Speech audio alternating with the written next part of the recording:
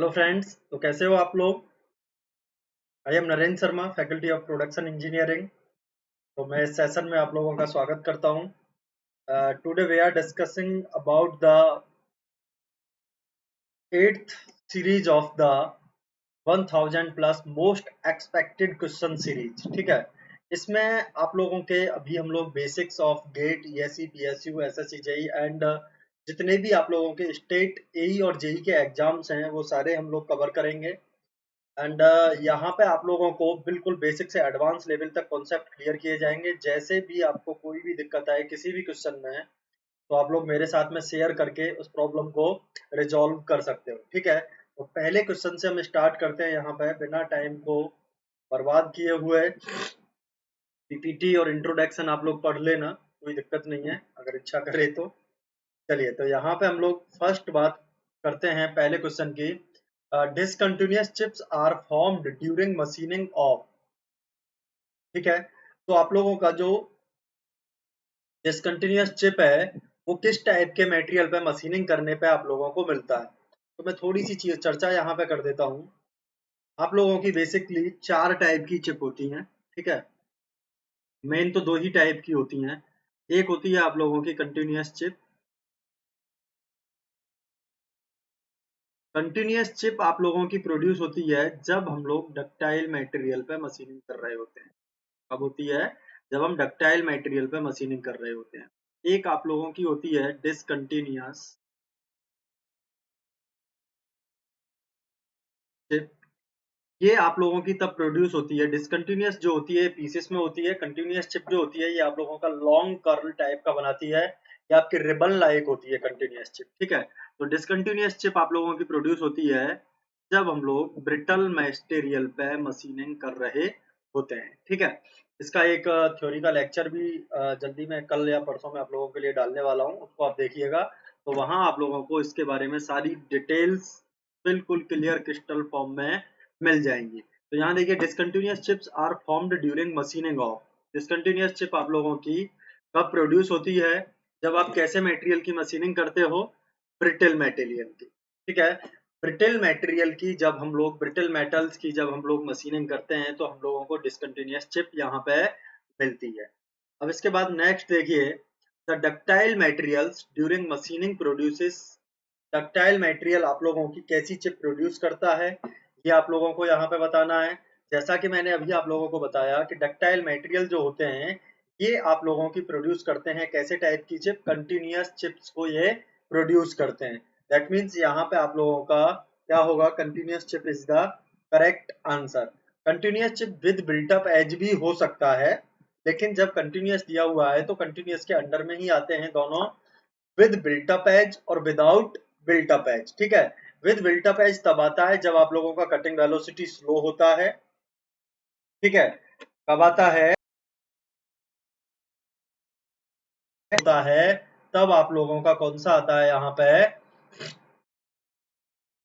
Continuous with built up as आता है। और कटिंग वेलोसिटी को आप ज्यादा हायर रखते हो तो हायर रखने की वजह से क्या होता है कि उसको चिप को टूल के सरफेस पे डिपोजिट होने का टाइम नहीं मिल पाता। बिल्टअप एज बेसिकली होता क्या है? Deposition of chip material on tool face. ठीक है, क्या होता है बिल्टअप एज? अब लिख लीजिए आप लोग यहाँ पे।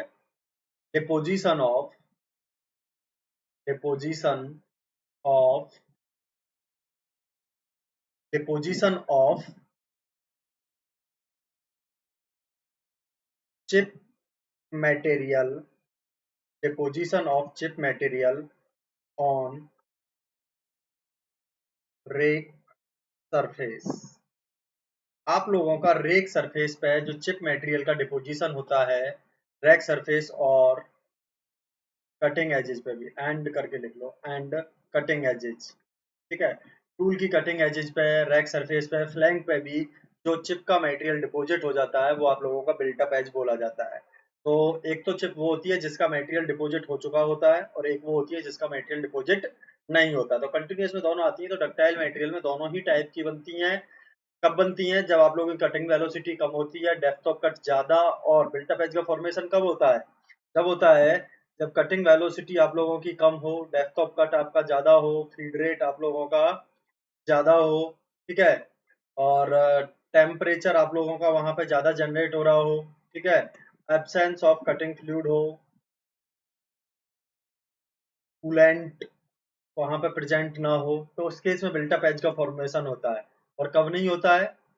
जब आप लोगों का कटिंग वेलोसिटी मतलब ये फैक्टर्स आपके उलट जाएं, तो आप लोगों का बिल्ट अप एज का फॉर्मेशन नहीं होगा, ये बात ध्यान रखिएगा, ठीक है। और डिटेल्स थ्योरी वाली क्लास में आप देख सकते हो।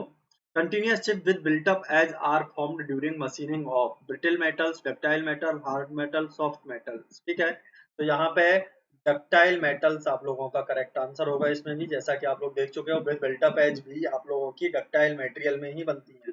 तो बात मैं यहाँ पे बता चुका हूँ, कंटिन्यूअस आप लोगों की डक्टाइल मटेरियल में बनती है, और कंटिन्यूअस चिप दो टाइप की होती है, विद बीयूई, ठीक है, एक होती है विद बिल्ट अप एज, बीयूई का मतलब बिल्ट अप एज, और एक होती है आप लोगों की विदाउट बीयूई, ठीक है, बिना बिल्ट अप एज वाला। अब देखिए यहाँ पे ये बात आप लोगों को पता चल गया, continuous chip with built up edge are formed, ये बात आप लोगों की यहाँ पे पता चल गई। तो ये डक्टाइल मेटल यहाँ पे आप लोगों का करेक्ट आंसर हो गया इसमें। अब देखिए the factor responsible for the formation of discontinuous chip, ठीक है, आप लोगों का डिसकंटिन्यूअस चिप कब बनता है, ये आप लोगों को देखना है, ठीक है। आप लोगों का जब लार्ज रैक एंगल होता है, रैक एंगल कैसा होता है, लार्ज रैक एंगल होता है, तो ये बात करता है कैसे मटेरियल की, या कैसे लार्ज रेक एंगल जब होता है तो ये कैसे एंगल की बात करता है, पॉजिटिव रेक एंगल की बात करता है, ठीक है, पॉजिटिव रेक एंगल की बात करता है। और पॉजिटिव रेक एंगल का टूल आप लोगों के कैसे मटेरियल को कट करने के लिए यूज होता है, डक्टाइल मटेरियल को कट करने के लिए यूज होता है। और डक्टाइल मटेरियल में चिप कैसी बनती है, कंटिन्यूअस चिप आप लोगों की बनती है, ठीक है। इसके बाद स्मॉल रेक एंगल की बात करते हैं, जो कि आप लोगों का नेगेटिव रेक एंगल होता है। नेगेटिव रेक एंगल आप लोगों का बेसिकली कैसे मटेरियल पे कटिंग करने के लिए यूज होता है, ये आप लोगों का ब्रिटल मटेरियल पे कटिंग करने के लिए यूज होता है। और ये आप लोगों का कैसा बनाता है, डिसकंटिन्यूअस डिसकंटिन्यूअस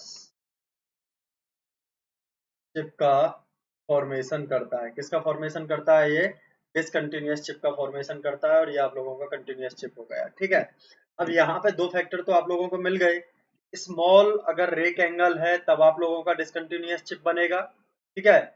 और आप लोगों का यहाँ पे कटिंग वेलोसिटी हम लोग बेसिकली जब हम लोग यहाँ पे कटिंग वेलोसिटी स्मॉल रखें या लार्ज रखें वो इतना मैटर नहीं करता, लेकिन फिर भी ये चीज कही जाती है कि low cutting speed and small rake angle जब होता है तब आप लोगों का डिसकंटिन्यूअस चिप यहाँ पे बनता है। That means B option is the correct, यहाँ पे आप लोगों का बी ऑप्शन इसका करेक्ट होगा, ये बात आप लोग जान लीजिए, low cutting speed and small rake angle, ये आप लोगों का यहाँ पे करेक्ट आंसर होगा इसका।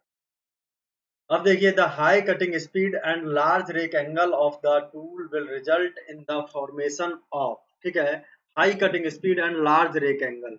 रेक एंगल आप लोगों का यहाँ पे कैसा है, अल्फा कैसा है, लार्ज है, ठीक है।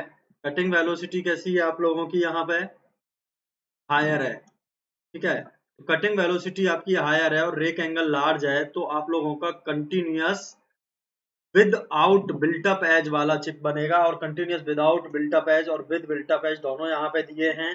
That means A option is the correct, ठीक है। विद के साथ नहीं जाएंगे क्योंकि हायर कटिंग वेलोसिटी अगर आप लोगों का होगा, ठीक है, कटिंग वेलोसिटी अगर आपका हायर होगा तो contact time between tool and chip will be reduced, ठीक है। कॉन्टैक्ट टाइम जो है आप लोगों का टूल एंड चिप के बीच में वो क्या हो जाएगा, यहाँ पे रिड्यूस हो जाएगा। रेक एंगल यहाँ पे अल्फा अगर आप लोगों का लार्ज है तो ही बनेगा कंटिन्यूअस चिप आप लोगों का, क्योंकि आपको पता है स्मॉल अगर होता है रेक एंगल तो डिसकंटिन्यूअस चिप बनने लग जाता है, ये बात आप लोग जानते हो। That means A is the correct option, यहाँ पे ए आप लोगों का इसका करेक्ट आंसर होगा।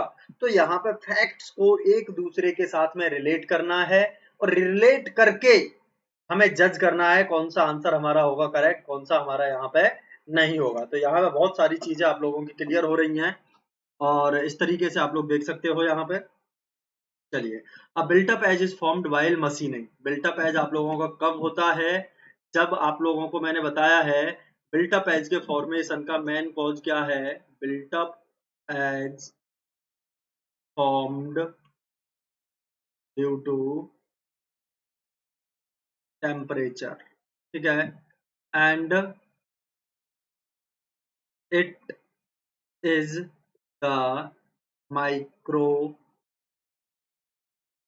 Welds, micro welds, sorry, it is the micro welds between tool and chip। Tool and chip के बीच में माइक्रो वेल्ड्स बनते हैं तब होता है। टूल एंड चिप के बीच में माइक्रो वेल्ड कम कब होंगे?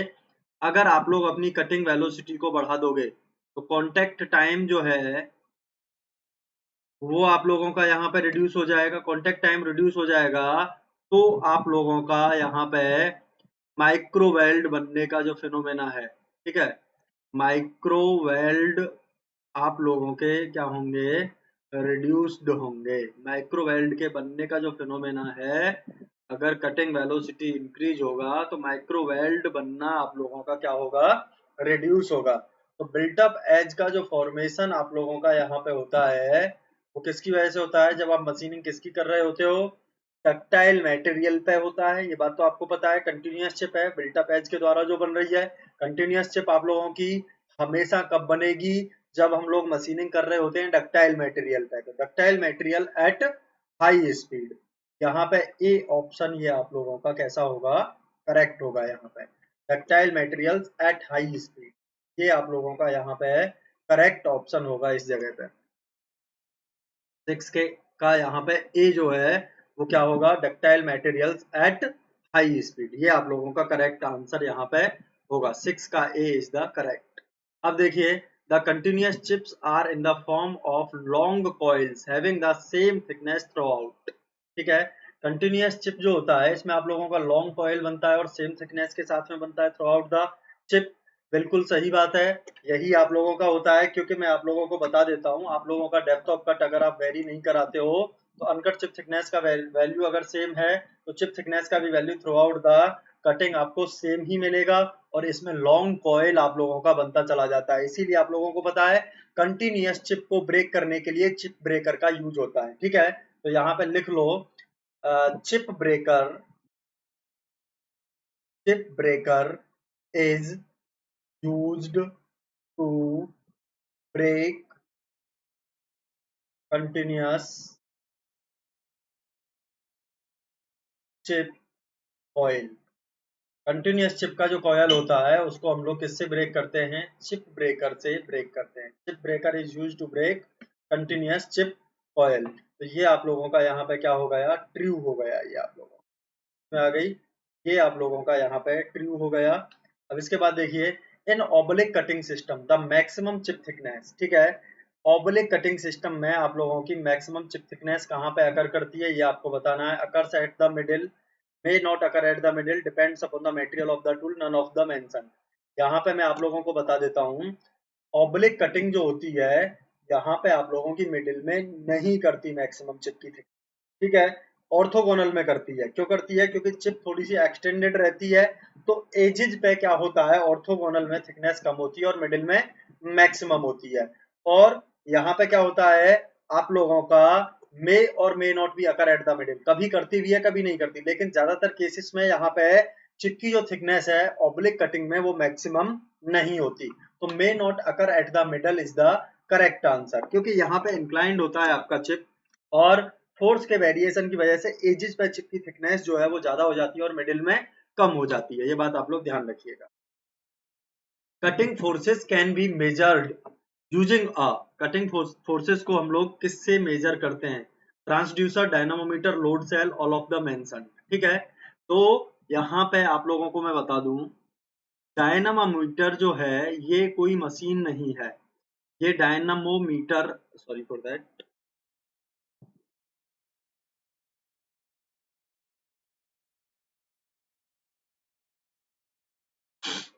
यहाँ पे आप लोगों को लिखना है डायनमोमीटर जो होता है ये क्या होता है, किस तरीके का फंक्शनिंग करता है, ये देखना है आपको, ठीक है।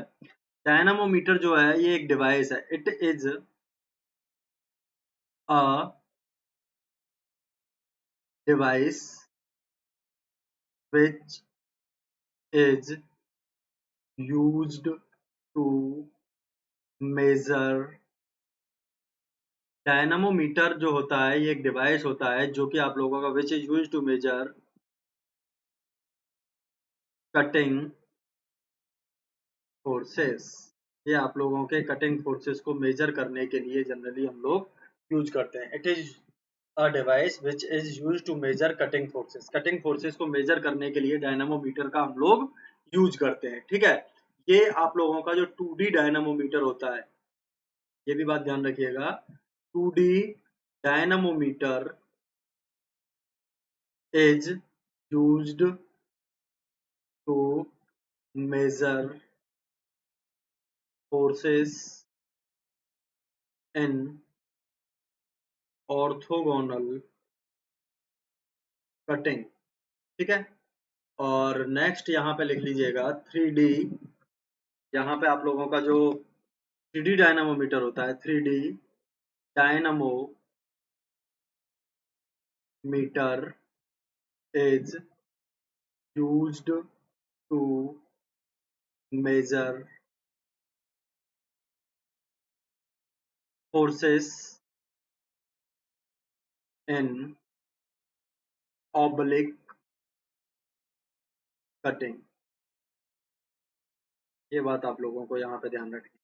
यहाँ पे आप लोगों का डायनामोमीटर जो है ये करेक्ट आंसर होगा, ये बात आप लोग जानते हैं। Dynamometer is the correct answer. 9th का बी जो है वो आप लोगों का करेक्ट आंसर है। क्लियर हुआ। अब इसके बाद आगे बढ़ते हैं, चीजों को देखते हैं। Transducers have a much. यहाँ पे आप लोगों को देखना है ट्रांसड्यूसर्स जो है वो क्या करता है, natural frequency and stiffness then dynamometer, ठीक है। यहाँ पे जो आप लोगों का ट्रांसड्यूसर जो है वो अपनी जो नेचुरल फ्रीक्वेंसी एंड स्टिफनेस जो है वो डायनामोमीटर से हायर रखता है, लोअर रखता है, इक्वल रखता है, नन ऑफ द मेंशन, ठीक है। तो यहाँ पे मैं आप लोगों को बता दूं ट्रांसड्यूसर्स जो हैं ये डायनामोमीटर से लेस रखते हैं। यहाँ पे जो फ्रीक्वेंसी होती है ये आप लोगों की डायनामोमीटर में बहुत ज्यादा होती है, क्योंकि डायनामोमीटर में कई मेथड्स आप लोगों के यूज किए जाते हैं। एक आप लोगों का यहाँ पे डिफ्लेक्शन मेथड यूज होता है, ठीक है।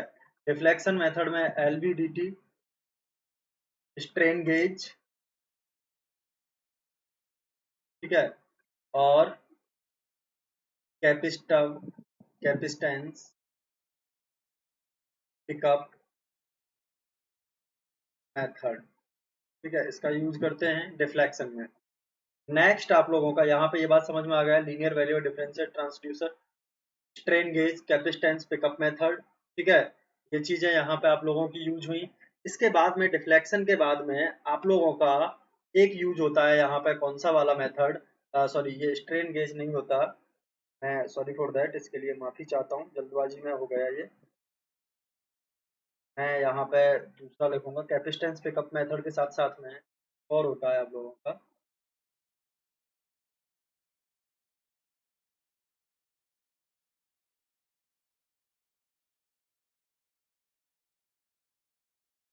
रेजिस्टेंस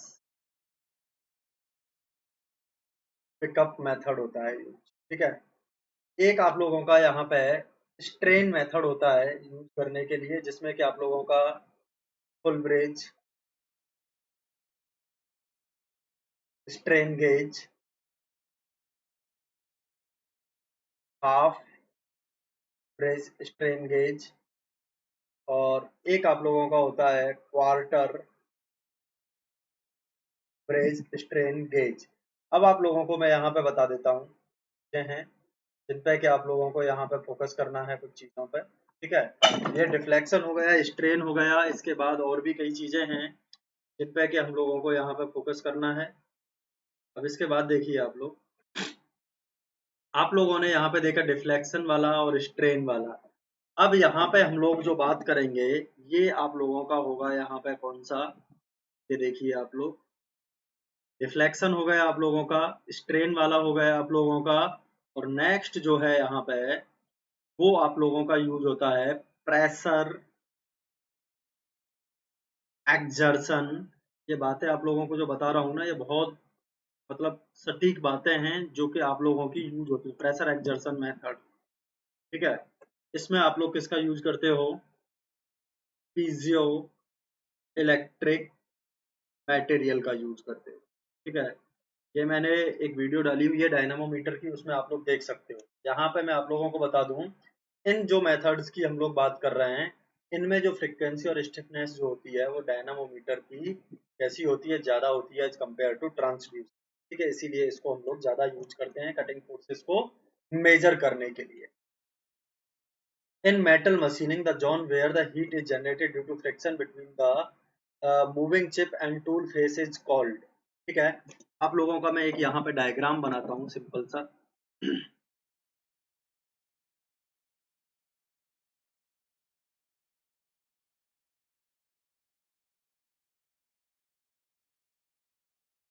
ये आप लोगों का वर्क पीस है और यहाँ पे ये आप लोगों का क्या लगा हुआ है, टूल लगा हुआ है इस जगह पे।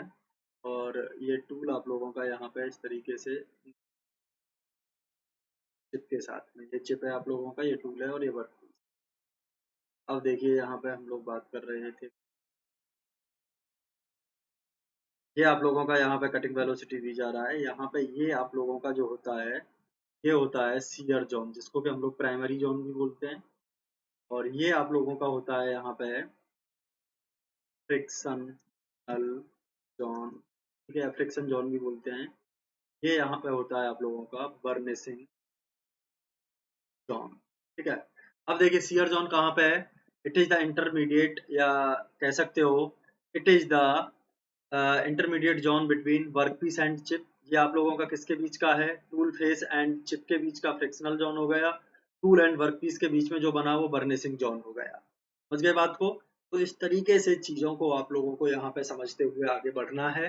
यहाँ पे in metal machining the zone where the heat is generated due to friction between the moving chip and the tool face is called, क्या कहलाता है ये आप लोगों का कहलाता है फ्रिक्शन जोन। यानी कि ए ऑप्शन यहाँ पे आप लोगों का क्या हो गया, करेक्ट हो गया इस जगह पे। ए इज द करेक्ट ऑप्शन। समझ गए, फ्रिक्शन जोन कहलाएगा जो आप लोगों का टूल फेस, ये टूल फेस है आप लोगों का, और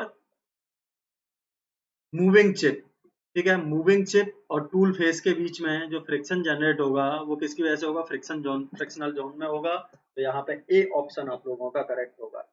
वर्क टूल कॉन्टेक्ट जोन जो है ये क्या बोला जाएगा, आप लोगों को पता चल गया, ये आप लोगों का बर्निशिंग जोन बोला जाएगा।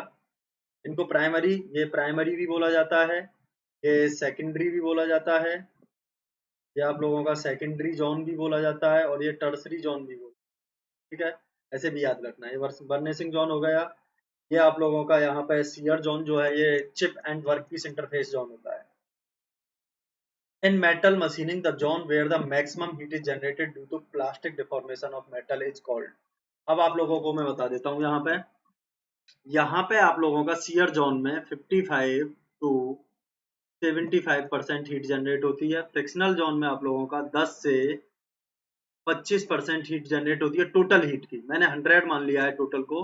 और यहाँ पे 3 टू 10% हीट आपकी जनरेट होती है। तो सबसे ज्यादा किस में हो रही है, यहाँ पे। और एक बात याद रखिएगा, नोट डाल के यहाँ पे लिख लीजिएगा आप लोग, अभी आप लोगों से पूछ रहे, अप्रॉक्स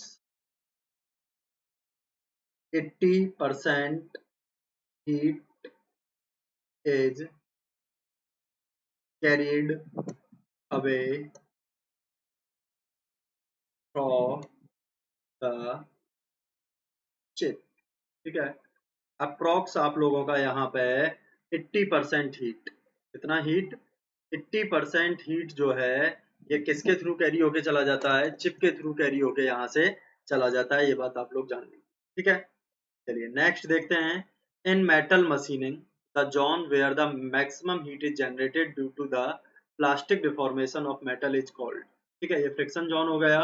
अब देखिए, in metal machining the zone where the maximum heat is generated due to the plastic deformation of metal is called, रहे हो। यहाँ पे आप लोगों का जो मेटल मैट्रिक्स है उसमें मैक्सिमम हीट आप लोगों का किसकी वजह से या कहाँ से जनरेट होता है। आपको बता दें कि सबसे ज्यादा आप लोगों का सीयर जोन में होता है, 55 से 75 हम लोगों ने लिखा। और प्लास्टिक डिफॉर्मेशन भी जो होता है वो भी आप लोगों का क्या कहाँ पे होता है, सीयर जोन, ठीक है, in shear zone. Plastic deformation occurs in shear zone. देखिए, the ratio of the cutting force to the cross sectional area being cut is called the ratio of cutting force and cross sectional area, यानी कि F C upon, यहाँ पे हम लोग बात कर रहे हैं ये डी इंटू एफ, यानी कि आप लोग ऐसे भी कर सकते हो F C upon B into T, width और थिकनेस, ठीक है। ये आप लोगों का बोला जाता है स्पेसिफिक कटिंग फोर्स। कैसे आता है मैं आप लोगों को अभी यहाँ पे थोड़ा सा डिस्कस कर देता हूँ। घबराने की बात नहीं है, हर एक चीज का सॉल्यूशन किया जाएगा, बिल्कुल भी परेशान नहीं हो, ठीक है। चलिए, बस आप लोग अपना प्यार बनाए रखिए, वीडियोज को देखते रहिए। कॉन्सेप्ट क्लियर करने की जिम्मेदारी मेरी है, समझ रहे हो ना। इस लेवल पे आपके कॉन्सेप्ट बिल्ड किए जाएंगे कि आप भी याद रखिएगा। एक आप लोगों का होता है term specific energy. Specific energy जो होता है बेसिकली वो आप लोगों का क्या होता है, power upon M R R per unit आप लोगों का, या एनर्जी अपॉन, सॉरी पावर ना लिख के यहाँ पे एनर्जी कर दो, आप पावर ही कर दो, कोई दिक्कत नहीं है, वैसे पावर ही ठीक है क्योंकि specific energy energy upon volume होता है, और पावर आप लोगों का क्या होता है लोगों को पता ही है। अरे भैया, एनर्जी आप लोगों का क्या होता है, यहाँ पे मैं आप लोगों को फिर से एक बार बता देता हूँ। देखिए, स्पेसिफिक एनर्जी जो होता है ये आप लोगों का होता है एनर्जी अपॉन वॉल्यूम। पर यूनिट वॉल्यूम मटेरियल को रिमूव करने के लिए जितना आप लोगों का एनर्जी कंज्यूम होता है वो स्पेसिफिक एनर्जी बोला जाता है, ठीक है। स्पेसिफिक एनर्जी क्या होता है, energy consumed to remove per unit volume of material. अब एनर्जी आप लोगों का क्या होता है, पावर इंटू टाइम होता है, ये आप लोग सभी जानते हो। वर्क इंटू टाइम भी होता है आप लोगों का, ठीक है। Sorry, energy is a form of work, work into work जो होता है वो भी पावर इंटू टाइम होता है। Energy and work is the same thing. यहाँ पे ये आप लोगों का वॉल्यूम हो गया। अब देखिए यहाँ पे ये क्या हो गया, power upon M R R, क्योंकि वॉल्यूम अपॉन टाइम आप लोगों का एम आर आर होता है, ठीक है। Removal of volume of material per unit time is called metal removal rate. अब आप लोगों का पावर जो है यहाँ पे ये किसकी बात कर रहा है, ये बात कर रहा है कटिंग, स्पेसिफिक कटिंग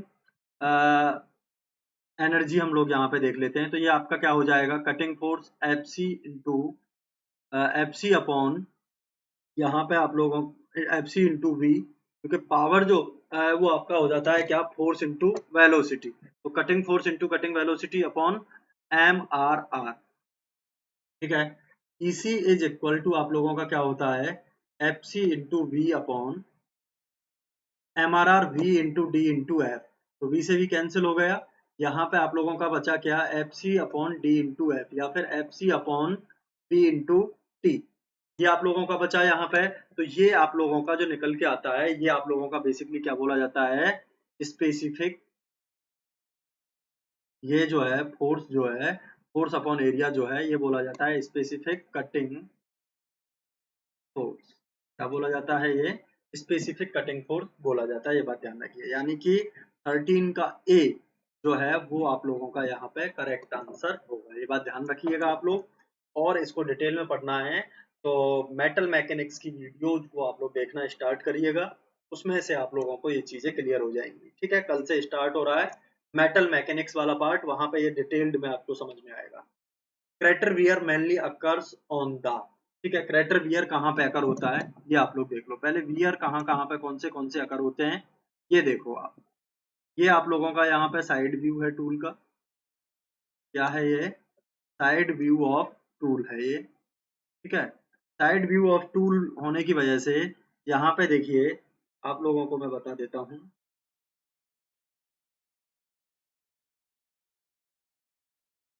यहाँ पे आप लोगों का ये जो थोड़ा सा टिप से थोड़ी सी दूर रैक सरफेस पे सम डिस्टेंस 1 और 2 mm distance from the tool tip, 1 और 2 mm डिस्टेंस से टूल टिप की से यहाँ पे आप लोगों का क्या होता है, अगर ये होता है आप लोगों का क्रैटर वियर, ठीक है।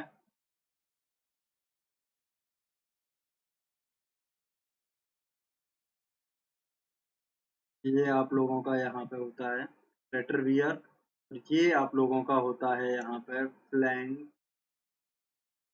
वियर। क्या होता है, ये फ्लैंक वियर होता है और ये आप लोगों का क्रैटर वियर होता है। ये बात आप लोग जान लीजिए, ये क्रैटर वियर और ये आप लोगों का फ्लैंक वियर होता है, ठीक है। फ्लैंक वियर आपका फ्लैंक सरफेस, टूल टिप और नोज हर जगह होता है, और क्रैटर वियर आप लोगों का कहाँ हो रहा है, रैक सरफेस पे हो रहा है, क्योंकि ये वाला पार्ट आप लोगों का क्या बोला जाता है, टूल फेस और ऑल्सो कॉल्ड रेक सरफेस। लेकिन एक बात ध्यान रखिएगा, यहाँ पे मैक्सिमम जो जोन होता है क्रैटर वियर का वो होता है 1 और 2 mm away from the tool tip, 1 या 2 mm टूल टिप से यहाँ पे आप लोगों का क्रैटर वियर होता है। Crater wear occurs mainly on the nose part, front relief face and side relief face of the cutting tool. Face of the cutting tool at the short distance from the cutting edge only front of the face. यानी कि यहाँ पे आप लोगों का B जो है ये करेक्ट ऑप्शन हो जाएगा, समझ गए। B is the correct option, इस केस में आप लोगों का बी जो है वो आप लोगों का करेक्ट ऑप्शन होगा। ये बात आप लोग जान लीजिए। क्लियर हुआ यहाँ पे? आई होप आपको समझ में आ रही होंगी चीजें, कोई दिक्कत नहीं हो रही होगी। अब देखिए, flank wear depends upon the hardness of the work piece, work and tool material at the operating temperature, amount and distribution of hard constituents in the work material, degree of strain hardening in the chip, none of the mentioned। Flank wear आप लोगों का basically किसकी वजह से होता है, मैं आप लोगों को बता देता हूँ। क्रैटर वियर जो होता है आप लोगों का, एक एक करके बताऊंगा। क्रैटर वियर जो होता है ये बेसिकली आप लोगों का होता है due to diffusion, due to diffusion, ठीक है। और डिफ्यूजन आप लोगों का किसकी वजह से होता है, ड्यू टू टेम्परेचर। और फ्लैंक वियर में जो मेन मैकेनिज्म आप लोगों की काम करती है वो क्या करती है, ड्यू टू अधेजन, ठीक है, अधेजन।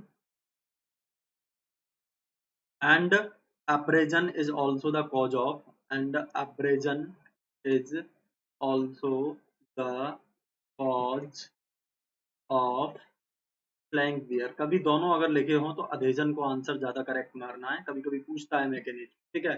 कभी कभी combined effect of abrasion and adhesion होगा, तो ये चीज भी आप लोगों को वहां कंसीडर करनी है। इसके बाद आप लोगों का है chipping of the cutting edges. ये आप लोगों का किसकी वजह से होता है, due to presence of hard constituents in metal matrix, ठीक है। Due to presence of hard constituents in metal matrix, किसकी मेटल मैट्रिक्स में, वर्क पीस, ठीक है। वर्क पीस में अगर आप लोगों का हार्ड कंस्टिट्यूएंट्स प्रेजेंट होते हैं तो कटिंग एज को वहां से तोड़ देते हैं, देखा होगा आप लोगों ने, ठीक है। अब इसके बाद में एक होता है आप लोगों का, यहाँ पे लिख देते हैं नोच वियर। ये नोच वियर प्यारे बच्चों किसकी वजह से होता है, ये आप लोग जानिए। नोच wear is the generally oxidation की वजह से ये होता है। It is occurs it is occurred due to oxidation, ये आप लोगों का ऑक्सीडेशन की वजह से होता है, ठीक है। Flank wear depends upon the hardness of the workpiece and tool material at the operating temperature, amount and distribution of hard constituent. तो यहाँ पे है ये आप लोगों का हार्डनेस और ऑपरेटिंग टेम्परेचर पे डिपेंड करता है फ्लैंक वियर, ठीक है। क्योंकि आप लोगों को दिख रहा है अधेजन एंड एब्रेजन कॉज है, तो ये चीज आप लोगों की होगी। वर्क पीस हार्ड होगा तो तब भी आप लोगों का कॉज बनेगा, और हीट जो है वो भी अगर ज्यादा होगा तब भी आप लोगों का फ्लैंक वियर के प्रीडोमिनेट होने के चांसेस बढ़ेंगे। देखिए, crater wear is dominant in. आप लोगों को एक बात यहाँ पे पता चलनी चाहिए, क्रैटर वियर आप लोगों का कब होगा ओनली, ये बातें बहुत लोग बताते नहीं है, तो मैं बता देता हूँ आपको। लेकिन क्रैटर वियर जो है ये आप लोगों का कहाँ पे होता है, ये बेसिकली होता है आप लोगों का कहाँ पे है, कहाँ पे होता है, टूल फेस पे। और टूल फेस पे कब होगा, जब चिप फ्लो करेगी, when chip is flowing on tool face. Tool face पे जब आप लोगों का चिप फ्लो करेगा तब आप लोगों का करेक्टर वियर होगा, ठीक है। When chip is flowing on tool face तो आप लोगों का करेक्टर वियर होगा। दूसरा आप लोगों का यहाँ पे क्या होगा, ये आप लोगों को देखना है, चीजों को यहाँ पे क्लियर करते चलिए अच्छे से, ठीक है। यहाँ पे when chip is flowing on tool face पे जब आप लोगों का चिप फ्लो करेगा तब आप लोगों का करेक्टर वियर होगा। और चिप आप लोगों का कब फ्लो करेगा, जब डक्टाइल मटेरियल की मशीनिंग कर रहे होंगे, डक्टाइल मटेरियल की मशीनिंग कर रहे होंगे। ये बात आप लोगों को क्लियर हो गई। और डक्टाइल मटेरियल की मशीनिंग आप लोगों को पता है किससे की जाती है, पॉजिटिव रेक एंगल से की जाती है। और पॉजिटिव रेक एंगल दो मटेरियल का होता है, एक हाई कार्बन स्टील का एंड एक आप लोगों का हाई स्पीड स्टील का। अब इसमें भी उस मटेरियल में ज्यादा होगा HSS और HCS में, जिस मटेरियल जितना सॉफ्ट होगा उसमें करेक्टर वियर उतना ही ज्यादा होगा, क्योंकि उसका मटेरियल उतना ही ज्यादा डिफ्यूज होगा। टूल का मटेरियल चिप के साथ चिपक के चला जाए वही क्रेटर वियर है, समझ गए। तो यहाँ पे आप लोगों का crater wear is predominant in carbon steel, ये आप लोगों का करेक्ट आंसर होगा। अब देखिए, flank wear is occur due to the abrasive action on hard constituents, ठीक है।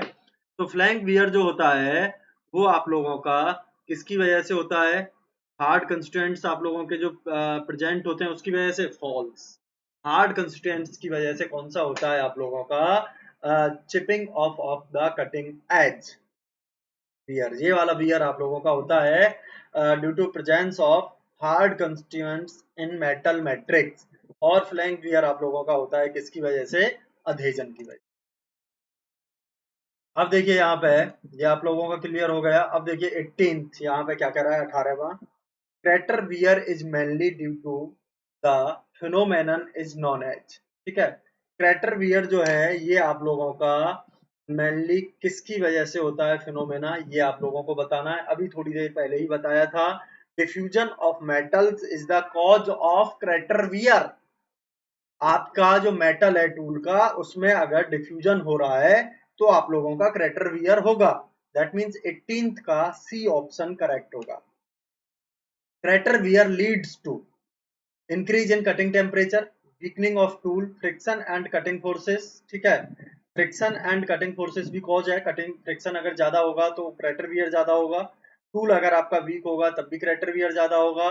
कटिंग टेम्परेचर अगर आप लोगों का इंक्रीज होगा तब भी क्रेटर वियर होगा। तो ऑल ऑफ द मेंशन्ड जो है ये आप लोगों का यहाँ पे करेक्ट आंसर होगा, ये बात आप लोग जान लीजिए। अब देखिए, द टूल में फेल ड्यू टू, टूल आप लोगों का किसकी वजह से फेल होगा ये आप लोगों को देखना है। द टूल में फेल ड्यू टू, टूल आप लोगों का किस चीज की वजह से फेल होगा ये आप लोगों को देखना है। Cracking at the cutting edge due to thermal stresses, ठीक है। क्रैकिंग होने की वजह से किसमें, कटिंग एजेस की, किसकी वजह से, थर्मल स्ट्रेसेस की वजह से। Chipping of the cutting edges, chipping of लिख रहा है, chipping of the cutting edge है। Plastic deformation of the cutting edge, अगर आप लोगों की चिप बेंड हो जाए कटिंग एज या कुछ हो जाए तब भी आप लोगों का टूल फेल होगा। तो all of the mentioned is the correct answer, यहाँ पे आप लोगों के ये चारों ही सही ऑप्शन बन रहा है। Flank wear occurs mainly on the, कहाँ पे होता है ये बात मैंने आपको बताई कि नोज पार्ट पे भी होगा, फ्रंट रिलीफ पे भी होगा, साइड रिलीफ पे भी होगा, कटिंग एज के पे। तो ये आप लोगों का हो गया यहाँ पे करेक्ट आंसर, ठीक है। बाकी को फिर पढ़ने का मतलब ही क्या बन रहा है, कि आगे आप लोगों का फेस की बात कर रहा है, ये क्रेटर वियर की बात कर रहा है, कटिंग एज पे ओनली जो होता है वो chipping of the cutting as हो गया। फ्रंट फेस पे ओनली होता नहीं है, क्योंकि फ्रंट पे भी होगा और रिलीफ पे, सॉरी फ्रंट पे भी होगा और साइड पे भी होगा। और फेस की कह रहा है, फ्रंट फेस आप लोगों का फ्रंट रिलीफ की बात कर रहा है ये, और साइड रिलीफ पे भी होगा, तो ये बात आपको देखनी है। Tool life is measured by the, tool life को आप लोग नंबर ऑफ पीसेस आप लोग कैसे मेजर करते हो, ऐसे ही करते हो, कितने आप लोगों के घंटे में कितने टूल बन रहे हैं, और ऐसे ही कैलकुलेट कर लोगे। इतने टूल बनाने के बाद, इतने मतलब वर्क पीस पे मशीनिंग करने के बाद में आपका टूल क्या हो जा रहा है, डल हो जा रहा है। तो आप लोग ये कैलकुलेट कर लोगे कि 100 पीस जब बन जाएंगे इस टूल से तो इस टूल को चेंज करना है। तो ये क्या हो गया, उसकी टूल लाइफ हो गई। टूल लाइफ बेसिकली होती क्या है, it is the time duration between, ठीक है। टूल लाइफ होती क्या है, it is the time duration between, किसके टाइम का ड्यूरेशन होता है, टूल लाइफ जो होता है ये टाइम ड्यूरेशन होता है बिटवीन टू सक्सेसिव शार्पनिंग और grinding of the tool. Tool life is the time duration between two successive grinding और ग्राइंडिंग और रिशार्पनिंग ऑफ द टूल। तो नंबर ऑफ पीस से भी कर सकते हो, टाइम से भी कर सकते हो कि भाई इतने टाइम 15 दिन में टूल खराब हो जाएगा। अगर 6 घंटे डेली मशीन या 8 घंटे चल रही है तो 8 घंटे डेली चलेगी, तो 15 दिन में आप लोगों का यहाँ पे टूल क्या हो जाएगा, गड़बड़ हो जाएगा। Volume of material removed between tool sharpening, ठीक है, कितना वॉल्यूम आप लोगों का रिमूव हो रहा है टूल को शार्प करने में, एमआरआर से भी आप कैलकुलेट कर दे सकते हो। तो all of the mentioned is the correct answer. यहाँ पे आप लोगों का 22 जो है वो करेक्ट आंसर होगा, ठीक है। अब इसके बाद यहाँ पे 22 का ये आंसर हो गया। इसके बाद यहाँ पे नेक्स्ट करते हैं, the tool life is said to be over if poor surface finish is obtained, ठीक है। टूल लाइफ जो है ये आप लोगों का क्या होता है, said to be over poor surface finish, मतलब जब आप लोगों का टूल लाइफ ओवर हो गया, खत्म हो गया, उसके बाद भी आप लोगों का क्या मन कर रहा है कि मैं मशीनिंग करता रहूं, ठीक है। तो बिल्कुल सही बात है, पुअर सरफेस फिनिश आप लोगों को मिलेगी अगर आप फिर भी मशीनिंग करते रहोगे। अगर टूल आपका पूरा घिस गया उसके बाद भी आप मशीनिंग कर रहे हो तो सरफेस जो है आप लोगों का पुअर आएगा। There is sudden increase in cutting forces and power consumption, यहाँ पे आप लोगों का कटिंग फोर्स और पावर कंजप्शन में जो इंक्रीमेंट है वो भी होगा, पावर कंजप्शन भी ज्यादा लगेगी, कटिंग एजेस डल हो जाएंगी तो फोर्स ज्यादा लगाना पड़ेगा कटिंग करने के लिए मटेरियल को। Over heating and fuming due to heat of friction start, over heating भी होगी और फ्यूमिंग भी होगी, टूल वहां से धुआं छोड़ना स्टार्ट करेगा। All of the mentioned is the correct. तो 23 का डी यहाँ पे आप लोगों का करेक्ट होगा। Tool life is generally better when grain size of metal is large, grain size देखिए आप लोगों को मैं बता देता हूं, अगर आपका ग्रेन साइज जो है मटेरियल का वो कैसा है, लार्ज है, तो आप लोगों का मटेरियल कैसा होगा, डक्टाइल और सॉफ्ट होगा, ठीक है। अगर आप लोगों का ग्रेन साइज कैसा है, स्मॉल है, ये एरो स्मॉल और लार्ज को यहाँ पे रिप्रेजेंट कर रहे हैं, तो मटेरियल आप लोगों का कैसा होगा, ब्रिटिल और हार्ड होगा। और डक्टाइल मटेरियल पे मशीनिंग करेंगे तो लाइफ आप लोगों को कैसी मिलेगी, अच्छी मिलेगी, और ब्रिटिल पे करोगे तो लाइफ आप लोगों को कैसी मिलेगी, कम मिलेगी, क्योंकि ब्रिटिल मटेरियल पे मशीनिंग करने पे टूल जल्दी से आप लोगों का घिसेगा। यानी कि grain size of metal is large तो आप लोगों की बेटर होगी, स्मॉल होगी तो कम होगी, हार्ड कंस्टिट्यूएंट्स प्रेजेंट होंगे माइक्रो स्ट्रक्चर में तो टूल में चिपिंग ऑफ वाले डिफेक्ट ज्यादा होंगे तो वो आप लोगों के लिए प्रॉब्लमेटिक हो जाएगा। The relation between the tool life in minutes and cutting velocity, तो ये आप लोगों का वी टी की power n is equal to constant, ये आप लोगों का होता है, ये टेलर इक्वेशन होती है, ठीक है, टेलर इक्वेशन। एक इक्वेशन और दी थी टेलर ने, वी टी की पावर एन डी की पावर है ए, एफ की power b is equal to constant, ठीक है। ये आप लोगों की टेलर की extended Taylor extended Taylor equation है, ये एक्सटेंडेड टेलर इक्वेशन है। तो यहाँ पे वीटी की power n is equal to constant is the correct answer. यहाँ पे 25 का बी जो है ये आप लोगों का करेक्ट आंसर होगा। अब देखिए 26 यहाँ पे क्या कह रहा है, using the Taylor equation of tool life letting n is equal to 0.5, c is equal to 1.120, calculate the percentage increase in tool life when the cutting speed is reduced by 50%, ठीक है। यहाँ पे n का value 0.5 दिया है और c का value आप लोगों का 120 दिया है। यहाँ पे आप लोगों का v1 v है और v2 आप लोगों का v/2 है, यानी कि कटिंग स्पीड आप लोगों का रिड्यूस होकर इतना हो गया है। T1 is equal to T है और T2 इज इक्वल टू आप लोगों का क्या होगा, तो आप लोगों को VT ये आप लोगों का जो फॉर्मूला है ये आप लोगों का क्या हो जाएगा, V1 T1 की power n is equal to V2 T2 की पावर n। तो V1 की जगह पे V रख दिया और T1 की जगह पे T की पावर 0.5 रख दी। V2 जो है ये आप लोगों का V/2 हो गया और T की जगह पे यहाँ पे आप लोगों का T2 की पावर n रख दिया, n यानी कि 0.5। अब यहाँ पे कैलकुलेट कर लो आप लोग, क्या हो गया, v से v कैंसिल हो गया, तो 2 इज इक्वल टू आप लोगों का क्या हो गया, T2 upon T is equal to 0.5, 0.5 यानी कि 1/2, 1/2 जब इधर आएगा तो 2 हो जाएगा, तो ये आप लोगों का 2 के ऊपर कितना पावर हो गया यहाँ पे, ये 4T2 अपॉन टी, यानी कि T2 इज इक्वल टू आप लोगों का हो गया 4T, T2 is equal to हो गया 4T। अब आप लोग देखिए यहाँ पे क्या कह रहा है, कितना रिड्यूस हो गया, परसेंटेज रिडक्शन, ठीक है, percentage reduction in tool life. तो आप लोगों को बस क्या करना है, T2 minus T1 upon T1 into 100। अब T2 कितना है, 4T है, और T1 कितना है, T है, T माना है T1 को, और ये T हो गया इंटू 100। तो यानी कि यहाँ पे 4T minus T 3T upon T 300% जो है, ये आप लोगों का यहाँ पे करेक्ट आंसर 300%। ये आप लोगों का परसेंटेज रिडक्शन यहाँ पे हो गया, ठीक है, परसेंटेज रिडक्शन कितना हो गया, 300% हो गया, यानी कि C option is the correct. यहाँ पे सी ऑप्शन आप लोगों का करेक्ट होगा, ये बात आप लोग जान लीजिए, 26 का सी होगा आप लोगों का। अब देखिए, machinability of the metal depends upon its, machinability जो है ये आप लोगों का किस चीज पे डिपेंड करता है, ठीक है। मशीनेबिलिटी क्या होती है, it is the ability to ease of machining, machining को आसानी से करने का जो वे है, वो आप लोगों का क्या बोला जाता है, मशीनेबिलिटी बोला जाता है। कोफिशिएंट ऑफ फ्रिक्शन बिल्कुल करेगा, फ्रिक्शन अगर आप लोगों का ज्यादा होगा तो मशीनेबिलिटी पुअर होगी। माइक्रो स्ट्रक्चर बिल्कुल करेगा, माइक्रो स्ट्रक्चर अगर आपके टूल का लार्ज होगा तो टूल जल्दी खराब होगा, और वर्क पीस का भी अगर होगा तो टूल को जल्दी खराब करेगा। वर्क हार्डनिंग कैरेक्टरिस्टिक्स, ये सारी चीजें आप लोगों की यहाँ पे मशीनेबिलिटी को अफेक्ट करती हैं। तो all of the mentioned is the correct answer.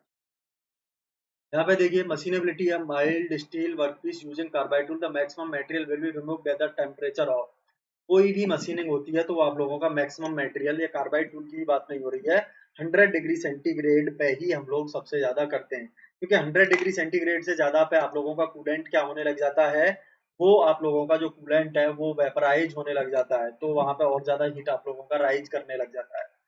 अब देखिए यहाँ पे है, ये for machining mild steel workpiece by a high speed steel tool the average cutting speed is, ठीक है, तो यहाँ पे आप लोगों का 30 मीटर पर मिनट होता है, ठीक है, यहाँ पे एवरेज वेलोसिटी। तो मैं आप लोगों को बता देता हूँ कि स्टूल का क्या होता है।